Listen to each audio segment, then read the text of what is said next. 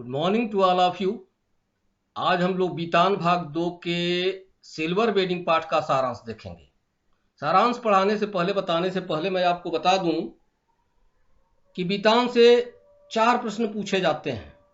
3-3 अंक के 2 प्रश्न होते हैं और 2-2 अंक के 2, जिनका आंसर बहुत ही संक्षेप में लिखना होता है। सबसे पहले मैं यहाँ पाठ के कैरेक्टर्स के बारे में आपको बता देना चाहता हूँ। कैरेक्टर्स के बारे में जान लेने से बहुत सारी चीजें स्वतः स्पष्ट हो जाएंगी। कथानायक वाईडी पंत, यशोधर पंत, यशोधर बाबू, उनके व्यक्तित्व की विशेषताएं आपके सामने लिखी हुई हैं। पहली विशेषता है कर्मठ एवं कर्तव्य परायण। यशोधर बाबू बहुत मेहनती एवं कर्तव्य परायण हैं। वे 5 बजे के बाद भी 5:30 बजे तक रुककर कार्यालय का काम करते हैं। सिद्धांतवादी यशोधर बाबू प्राचीन जीवन मूल्यों एवं आदर्शों में विश्वास रखते हैं। सिल्वर बेडिंग के समय केक तो काट देते हैं, लेकिन बिना पूजा पाठ किए हुए लड्डू नहीं खाते हैं। नेक्स्ट है भारतीय संस्कृति में विश्वास। उनका भारतीय संस्कृति में विश्वास है। सादगी एवं सरलता का जीवन जीना चाहते हैं। दिखावा पसंद उन्हें नहीं है, उन्हें दिखावा पसंद नहीं है। हंसमुख स्वभाव। यशोधर बाबू हंसमुख स्वभाव के हैं। कार्यालय से जाते समय अपने मातहतों से हंसी मजाक करना इस बात का प्रमाण है। इसके अलावा हम यशोधर बाबू के बारे में अन्य चीजें भी जान लेते हैं, जिससे पाठ की बहुत सारी चीजें स्वतः स्पष्ट हो जाएंगी। यशोधर बाबू कार्यालय से सीधे बिरला मंदिर जाते हैं, वहां बैठकर प्रवचन सुनते हैं। उसके बाद वे पहाड़गंज जाते हैं, वहां से सब्जी खरीदते हैं। रास्ते में ही अपने मिलने वालों से मिल भी लेते हैं। 8:30 बजे के बाद ही घर पहुंचते हैं। सवाल उठता आखिर क्यों? क्योंकि घर का वातावरण उन्हें अच्छा नहीं लगता है। बच्चों की आधुनिक जीवन शैली से उन्हें चिढ़ होती है। वे स्वयं को अपने ही घर में उपेक्षित महसूस करते हैं। यशोधर बाबू के कार्यालय के बारे में बात की गई। 5 बजे के बाद 5:30 बजे तक रुक कर काम करते हैं, जिसके कारण उनके मातहत भी परेशान रहते हैं। लेकिन जाते समय अपने हंसमुख स्वभाव से वे सबको खुश कर देते हैं और खुद भी हल्के हो लेते हैं। यशोधर बाबू चाहते हैं कि उनके बच्चे अपने वेतन के बारे में उन्हें जानकारी दें, उनकी राय मांगें, उनसे राय लें। भले ही वे उसे पत्थर की लकीर न समझें, लेकिन बच्चे ऐसा नहीं करते हैं, जिसके कारण वे बहुत दुखी होते हैं। बच्चों की आधुनिक जीवन शैली को लेकर के द्वंद्व में पड़े रहते हैं। जब द्वंद्व में पड़े रहते हैं, उस समय उन्हें अक्सर किशनदा की याद आती है। किशनदा के बारे में हम आपको आगे बताएंगे। उन्हें अक्सर किशनदा की याद आती है। किशनदा उन्हें उपदेश दिया करते थे कि बच्चे हैं, बच्चे बचपन में नादानी नहीं करेंगे तो कब करेंगे? ये ऐसा तो सभी लोग करते हैं। बड़े होने पर जब उनके ऊपर जिम्मेदारी आएगी तो स्वतः सुधर जाएंगे। तो किशनदा के उपदेशों से उन्हें राहत भी मिलती रहती है। सबसे बड़ी बात बेटा यह है कि यशोधर बाबू को नई चीजें अपनी ओर आकर्षित तो करती हैं, लेकिन पुराने का मोह नहीं छोड़ पाते हैं।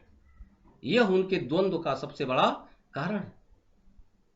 घर में उनका बड़ा बेटा भूषण जब भी फ्रिज, कूलर या अन्य आधुनिक साधन लाता है तो ऊपर से तो अपनी अनिच्छा व्यक्त करते हैं, लेकिन भीतर ही भीतर इस बात से खुश होते हैं कि समाज एवं रिश्तेदारों में उनके बच्चों की प्रतिष्ठा बढ़ेगी। अपने बच्चों की प्रगति से खुश होते हैं, लेकिन इस बात से दुखी होते हैं कि वह प्रगति किस काम की, जब परिवार के सदस्यों में आपसी प्रेम एवं स्नेह न हो। वे चाहते हैं कि बच्चे उनके कार्यों में मदद करें, लेकिन बच्चे ऐसा नहीं करते हैं। घर गृहस्थी का सारा काम यशोधर बाबू करते हैं, लेकिन बच्चों को उनकी परवाह नहीं होती है। यहां तक कि यशोधर बाबू जब अपने जीजा जनार्दन जोशी का, अपने बीमार जीजा जनार्दन जोशी का हालचाल जानने अहमदाबाद जाना चाहते हैं तो बच्चों को यह पैसों की बर्बादी लगती है। बच्चों के विरोध के कारण वे जा नहीं पाते हैं। यशोधर बाबू की बड़ी बुआ ने उन्हें पाल पोस कर बड़ा किया था। जब वे उनकी मदद करना चाहते हैं या उनके लिए पैसे भेजते हैं तो उनका यह भी व्यवहार बच्चों को बुरा लगता है। आते हैं हम सिल्वर बेडिंग की बात पर। बच्चे सिल्वर बेडिंग मना रहे हैं। यशोधर बाबू घर पहुंचते हैं। उन्हें लगता है कि वह किसी अनजान जगह पर आ गए हैं, क्योंकि वहां का सारा वातावरण बदला हुआ है। झालरों की रोशनी से घर जगमगा रहा है। घर के बाहर गाड़ियां खड़ी हैं। आने जाने वालों की भीड़ लगी हुई है। यशोधर बाबू भी पहुंचते हैं और उनके बड़े बेटे भूषण के बॉस से उनकी मुलाकात होती है। बड़े गर्व से हाथ मिलाते हैं और भूषण का पिता कहकर स्वयं को गौरवान्वित महसूस करते हैं। सिल्वर बेडिंग मनाने की बात तो अच्छी नहीं लगती है। ऊपर से अनिच्छा प्रकट करते हैं, लेकिन भीतर भीतर उन्हें अच्छा लगता है। वह यह सोच करके खुशी होते हैं कि जो काम उन्हें बचपन में, जो मान सम्मान उन्हें बचपन में या शादी के समय नहीं मिल सका, वह उन्हें आज मिल रहा है। लेकिन विडंबना क्या है कि बाहर से अपनी अनिच्छा प्रकट करते हैं। भीतर से तो खुश होते हैं, लेकिन बाहर से अनिच्छा प्रकट करते हैं। यही तो उनके द्वंद्व का कारण है। नई चीजें उन्हें अपनी ओर आकर्षित तो करती हैं, आकर्षित तो करती हैं, लेकिन पुराने का मोह नहीं छोड़ पाते हैं। बच्चे केक काटने के लिए कहते हैं, केक काट देते हैं। लड्डू खाने के लिए कहते हैं, लेकिन बिना पूजा पाठ के लड्डू खाने से मना कर देते हैं। उसी समय उनका बड़ा बेटा भूषण उन्हें एक गाउन भेंट करता है और कहता है कि गाउन पहनकर पिताजी सुबह सुबह दूध लेने जाया करेंगे। क्या बात है। यशोधर बाबू बहुत आहत होते हैं। उन्हें बहुत पीड़ा होती है। इस बात की पीड़ा कि बेटा गाउन पहनकर दूध लाने की बात, जाने की बात तो करता है, लेकिन खुद उनके कार्यों में सहयोग या मदद की बात नहीं करता है, खुद दूध लाने की बात नहीं करता है। सिल्वर बेडिंग से ये सारी चीजें यशोधर बाबू से संबंधित हैं। अब यशोधर बाबू की पत्नी की हम बात करते हैं। यशोधर बाबू की पत्नी सुशील हैं, सुंदर भी हैं। किसी भी रूप में आधुनिक न होते हुए भी उन्होंने बच्चों की खुशी के लिए खुद को मॉडर्न बना लिया है। बिना बाह की ब्लाउज पहनती हैं, ऊंची एड़ी वाली सैंडल पहनती हैं, लिपस्टिक आदि आधुनिक सौंदर्य प्रसाधनों का प्रयोग भी करती हैं। यशोधर बाबू को सारी चीजें सम हाउ इम्प्रॉपर लगती हैं, जिनके कारण वे उन्हें शानियल बुढ़िया, चटाई का लहंगा और बूढ़े मुंह मुहासे लोग करे तमाशे जैसे शब्दों से व्यंग करते हैं, उनका मजाक उड़ाते हैं। यशोधर बाबू के बच्चे, यशोधर बाबू के 3 बेटे हैं, 1 बेटी है।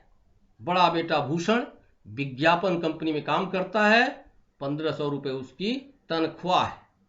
साधारण से बेटे का असाधारण वेतन यशोधर बाबू को समहाउ इम्प्रॉपर लगता है। दूसरा बेटा आईएएस की तैयारी कर रहा है। तीसरा बेटा छात्रवृत्ति लेकर विदेश जा चुका है। और बेटी कोई भी वर पसंद नहीं करती है। डॉक्टरी पढ़ने के लिए अमेरिका जाने की धमकी देती है। अब आते हम किशनदा के बारे में। किशनदा बहुत ही महत्वपूर्ण व्यक्तित्व। किशनदा दिल्ली में रहते थे। पहाड़ से रोजी रोटी की तलाश में आने वाले बच्चों को अपने घर पर शरण देते थे, नौकरी लगवाने में उनकी मदद करते थे। यशोधर बाबू में मैट्रिक पास करने के बाद जब रोजी रोटी की तलाश में दिल्ली आए तो किशनदा के वहां ही उन्हें भी शरण मिली। पहले किशनदा ने उन्हें रसोइया बनाया। ₹50 एडवांस देकर घर भेजने के लिए कहा और बाद में किशनदा ने ही उन्हें अपने ही कार्यालय में नौकरी भी दिलवा दी। तो किशनदा के सानिध्य में लंबे समय तक रहने के कारण उनके जीवन मूल्यों एवं आदर्शों की छाप यशोधर बाबू पर पड़ गई। किशनदा बालयती थे, उन्होंने शादी नहीं की थी, कोई घर मकान भी नहीं बनवाया था। वे कहा करते थे कि मूर्ख घर बनाते हैं और सयाने उसमें रहते हैं। इस पर बाद में हम लोग टिप्पणी करेंगे बेटा। घर नहीं बनवाया, शादी नहीं की। रिटायरमेंट के बाद परिणाम यह हुआ कि रिटायरमेंट के बाद उन्हें कहीं रहने की शरण नहीं मिली। यशोधर बाबू भी अपने घर में शरण नहीं दे सकते थे क्योंकि उनका अपना ही परिवार था, बच्चे थे। अंत में किशनदा अपने गांव लौट गए और वहां उनकी मृत्यु भी हो गई, लेकिन किसी को पता नहीं चला। उस संदर्भ में एक बात आती है, जो हुआ होगा, जो हुआ होगा अनिश्चय एवं अविश्वास की स्थिति की ओर स्पष्ट करता है। यथा स्थिति बनाए रखने की भी बात कुछ लोग करते हैं, लेकिन अनिश्चय एवं अविश्वास की स्थिति को पैदा करता है। किशनदा की मृत्यु हो गई लेकिन किसी को पता नहीं चला। किशनदा खुद कहा करते थे कि जो हुआ होगा की वजह से ही लोग यहां मरते हैं। सब लोग अकेले आते हैं और अकेले ही जाते हैं, कोई अपना नहीं होता है। तो जो हुआ होगा की छवि बाद में हम चर्चा करेंगे बेटा। चड्ढा, मैंने बताया था कि चड्ढा यशोधर बाबू के कार्यालय में ही जुआ सहकर्मी था। वह यशोधर बाबू की घड़ी को चूनेदानी कहकर उनका मजाक उड़ाता था। कार्यालय एवं पद की गरिमा को वह नहीं समझता था। कार्यालय और पद की गरिमा को वह नहीं समझता था, यशोधर बाबू का मजाक उड़ाता था। लेकिन हंसमुख स्वभाव होने के कारण यशोधर बाबू उसकी बातों पर ध्यान नहीं देते थे। चड्ढा की पतली मोहरी वाली पैंट भी, लंबी मोहरी वाली पैंट भी यशोधर बाबू को समहाउ इम्प्रॉपर लगती थी। ओके, बाद में हम प्रश्नों पर चर्चा करेंगे।